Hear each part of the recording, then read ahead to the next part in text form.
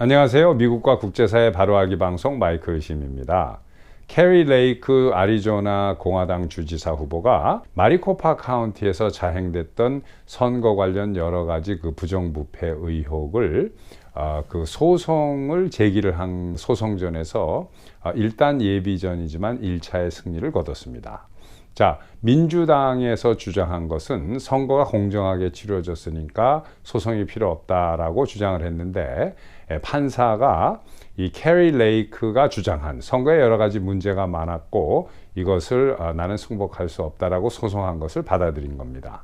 자, 이 소송의 그 이의를 제기한 것 중에 판사가 받아들인 그것이 몇 가지가 있습니다. 우선 첫 번째는 기계에 문제가 있었다라고 해서 이것을 조사할 필요가 있다라고 이제 그 재판부에서 본 거고, 두 번째로는 이 signature verification에 문제가 있었던 것에 이것을 확인할 필요가 있다. 그러니까 signature verification이라는 것은 뭐냐면 우편 투표를 하면 이렇게 겉봉투가 있고 그걸 열면 그 안에 봉투가 또 나옵니다.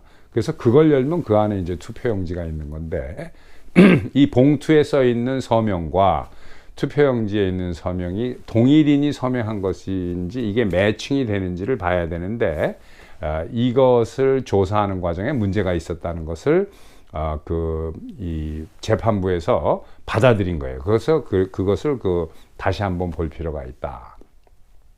그리고 세 번째는 체인 오브 커스터디에 문제가 있었다는 것을 재판부가 재확인할 필요성이 있다라고 본 겁니다.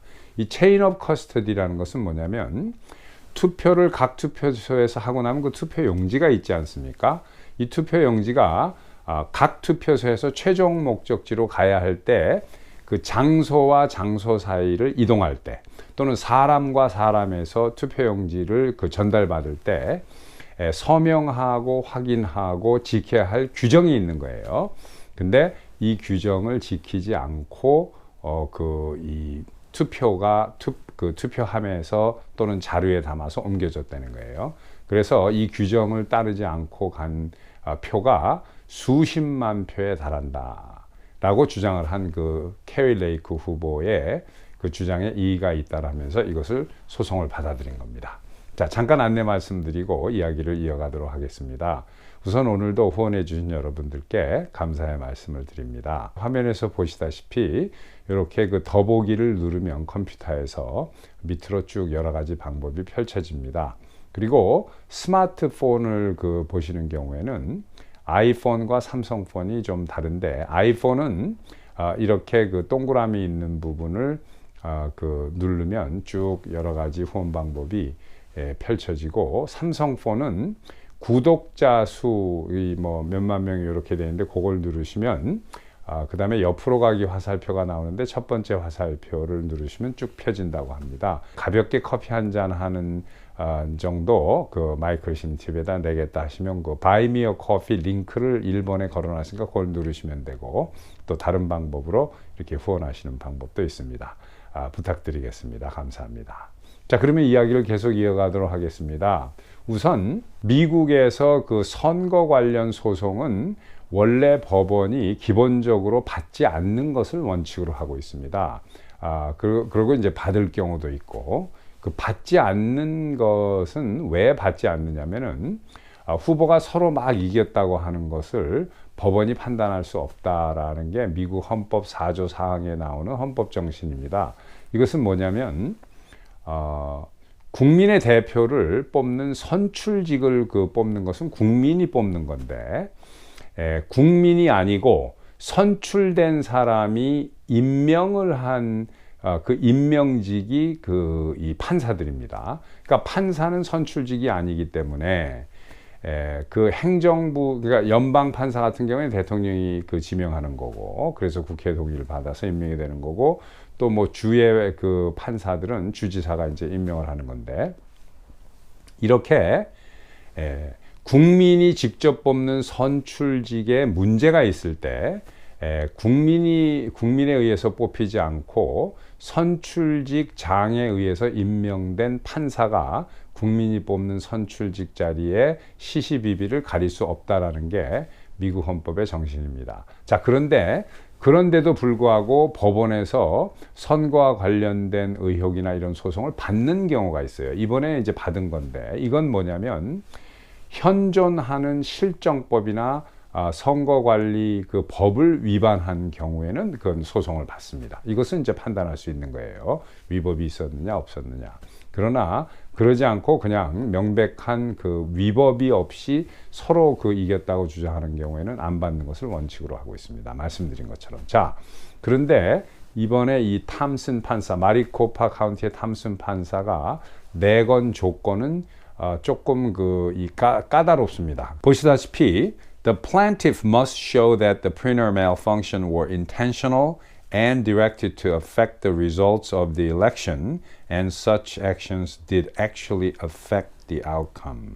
이렇게 되어 있는데, 제가 그 번역을 해놓은 것처럼 원고가 프린터 고장이 의도적이었고 선거 결과에 영향을 주려는 목적으로 의도된 것이었고, 또 그러한 행동들이 실제로 선거 결과에 영향을 주었다는 것을 증명해야 한다라는 조건을 내걸은 거예요, 탐슨 판사가. 자, 이렇게 판사가 정한 그 기준이 너무나 그 높아서 캐리 후보한테는 상당히 부담입니다. 이런 걸 자기가 증명을 해야 하는 부담을 가지고 있는데, 사실은 많은 주에서 이 선거가 부정적인 방법으로, 확실치 않은 방법으로 치러졌다는 그 하나만 가지고도 무효화시킬 수 있는데, 이 판사는 뭐 민주당 성향인지 제가 모르겠습니다만은 캐리 후보가 이런 것을 증명해야 하는 부담을 준 거예요. 그래서 조금 불안감이 있습니다만은, 그래도 최소한 확실한 것은, 여기서 첫 번째 승리는 뭐냐면 그동안에 민주당과 언론이 그냥 둘이 그 혼연일체가 돼가지고 공화당의 캐리 후보를 공격하면서 공정하게 치러진 선거를 거짓으로 막 이렇게 부정이 있었다는 식으로 한다라고 주장하던데, 완전히 그 찬물을 끼얹은 겁니다. 판사가 캐리 그 후보가 주장하는 게 이의가 있다, 조사할 필요가 있다라고 받아들임으로써 여태까지 민주당과 언론이 얼마만큼 거짓 주장을 해왔다는 게 지금 증명이 된 거죠. 자, 그리고 민주당과 언론이 또 신조어를 만들었습니다. 이번 중간선거 이후로. 뭔지 아시죠? Election Deniers라는 그 신조어를 만들었어요. 그러니까 선거 부정자들, 선거를 부정하는 자들, 이런 그 신조어인데, 지금 민주당이 언론과 합세해서 이 말을 미국 사회에 퍼뜨리고 있습니다. Election Deniers들이라고. 공화당에서 틀림없이 이겼는데 그 편법이나 이런 걸로 해서 민주당이 이긴 걸로 해서 막 세워서 지금 이 캐리 후보 같은 이런 사람들이 그 불복을 하고 있는 이런 사람들 보고 Election Deniers들이라고 이렇게 낙인을 찍어버리는 단어를 또 만들어가지고 퍼뜨리고 있는 거예요. 아무튼 뭐 이 민주당과 이 좌파는 이 새로운 단어를 만들어서 사람들에게 퍼뜨리는 그 단어 이 사용의 규제들입니다. 지금 2020 선거 때부터 이번에 그 이 중간 선거도 어떻게 빅텍이 트위터가 앞장서 가지고 공화당 후보는 찍어 누르고 인포메이션을 다 차단하고 막아버리고 이 민주당 후보는 계속 띄워졌는지가 지금 그 내부 문서를 계속해서 증거를 발표를 하고 있습니다만은, 2020 대선에서 바이든에게 투표를 한 민주당 유권자들에게도 네가 만약에 그 당시에 헌터 바이든 스토리가 공개돼서 알았더라면 그래도 바이든을 찍었겠느냐라는 질문에 16%가 그걸 내가 그 당시에 알았으면 난 안 찍었다라고 대답을 했던 거예요. 그렇다면은 트럼프 대통령과 바이든이 똑같은 표도 아니고 뭐 민주당에서 장난질을 친 선거지만, 만약에 그러지 않고 공정하게 치루어졌다고 해도 16%가 바이든을 안 찍었다면 트럼프 대통령이 8%로 이기는 거였습니다. 그 선거는. 그러니까 이게 말이 안 되는 게, 예를 들어서 두 후보가 나왔는데 한 후보는 진짜 나쁜 후보예요. 그런데 그 여러 가지 범죄 관련 뭐 이런 것도 있는데 그 뉴스를 다 차단하고 다 막아버리고 좋은 것만 이렇게 이 뉴스에 내보내고, 또 이 다른 후보는 정말로 괜찮은 후보예요. 그런데 없는 말을 만들어서 뭐 러시아 간첩이라느니 뭐니 해가면서 이런 식으로 막 뉴스에서 띄운 다음에 투표를 실시해 보십시오. 누가 뽑히겠나. 그러니까 이게 말도 안 되는 이런 짓을 계속하고 있고 이번 아리조나 선거에서도 캐리 후보도 그런 식으로 당한 겁니다. 걷다가 우편 투표고 그 우편 투표도 지금 아까 말씀드린 것처럼 여러 가지 문제가 있는 거예요. 그리고 저도 그 남캘리포니아에서 67 선거구에 수유 후보를 밀었습니다만은 수유 후보도 처음에 개표했을 때는 이긴 걸로 돼 있었죠. 그런데 개표를 질질질 끌면서 일주일, 2주일 가면서 어디서 자꾸 그 우편 투표가 나와가지고 결국은 민주당 후보가 이겨버리는 이런 말도 안 되는 일들을 지금 자행을 하고 있는데 드디어 캐리 레이크 후보가 소송을 걸어서 이 소송이 받아들여졌고 앞으로 쭉 두고 봐야 될 일이지만은 이번에 캐리 후보는 자기가 이번에 그 마리코파 카운티의 이런 모든 부정을 완전히 낱낱이 다 드러나게 하겠다라는 게 이 지금 그런 노력을 하고 있는 거고 만약에 이게 뒤집어지면 너무 좋고 만약에 여기서 제가 캐리 후보를 잘못 건드린 거예요. 지금 민주당하고 라이노들이.